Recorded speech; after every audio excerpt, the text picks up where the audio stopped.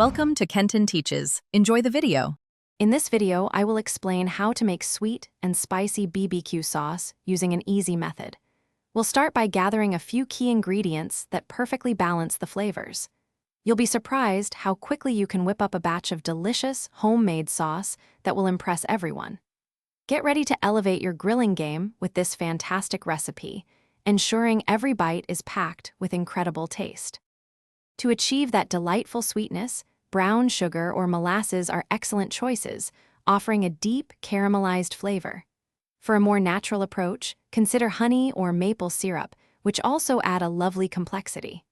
Don't forget a splash of fruit juice, such as apple or pineapple, to brighten the sauce and complement the other sweet elements. These ingredients work together to build a fantastic base. Now for the exciting part, bringing in the heat. Cayenne pepper or red pepper flakes are perfect for a direct, fiery punch.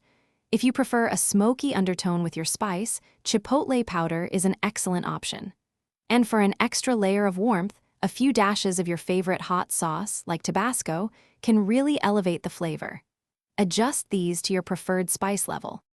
Once you have all your sweet and spicy components, combine them in a saucepan and simmer gently for about 15 to 20 minutes. This allows all the flavors to meld beautifully. Make sure to taste and adjust as needed, adding more sweetness or heat until it's just right for you. This homemade sauce is fantastic on ribs, chicken, or pulled pork.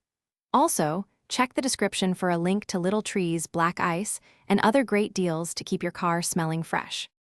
Thanks for watching. Please subscribe if this video was helpful.